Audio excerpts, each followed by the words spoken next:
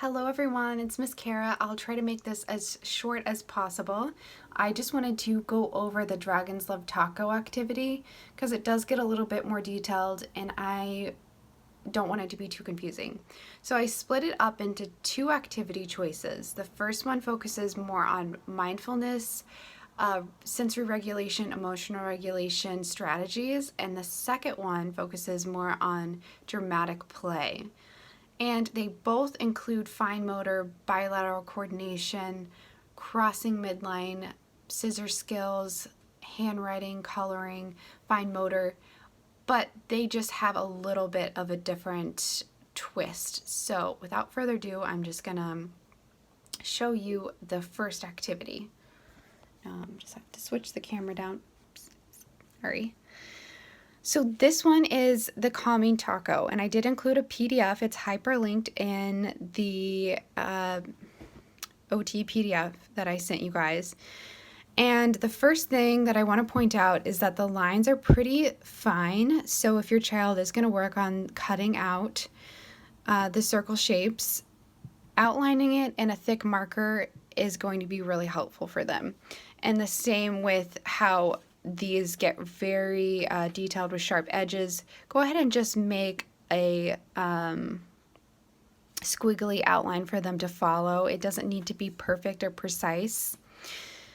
And that'll eliminate a lot of frustration and challenges when we're just trying to focus in on a different skill and we're still working on cutting, we're still working on fine motor, but more to the point, we're talking about sensory regulation and strategies for when your child is feeling upset or dysregulated. So the first one is just the taco. You can have them color it before or after they cut it out. Practice folding it down the center. And then each topping after that has a different strategy that I put, and you can make up your own, but I just wanted to give you guys a guide. So this one says, give myself a squeeze. That's the protein portion. And next one is listen to music. Take 3 deep breaths, and they're all just folded down the center. Take a calming walk, and this is the calm down taco. So that's something they can go back to and they can look at, and after if they don't read independently, because I know some of you guys are pretty young, so we're not reading yet, but if you go over this several times and you're talking, okay, so the meat is give myself a squeeze, it'll stick in their minds that when I am looking for options, this is a good idea bank to go to.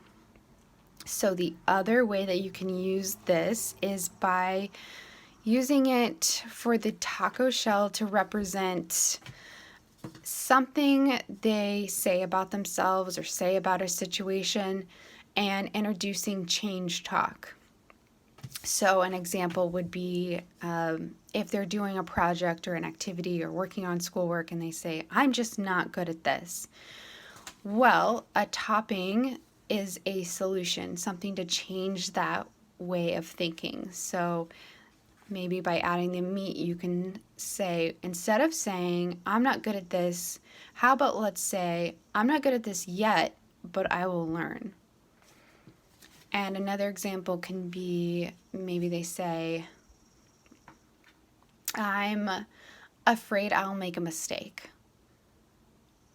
Something you can change that into is, when I make a mistake, I will learn from it and I will get better. Or how about, I give up?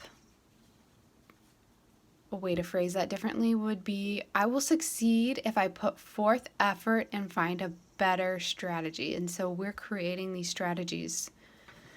I can't do this. I need some help from somebody. I can ask for help. So those are just two ways that you can use for a mindfulness approach. And then the second activity I'm just going to touch on briefly is about dramatic play. So that is actually creating more of a 3D model with the taco. And I did put some other substitutions that you can do if you don't want to do these two activities or you don't have some of the materials. You can use Play-Doh to make tacos for the dramatic play. You could have a taco party. You could set up the taco bar, have them practice tearing by having them tear the lettuce.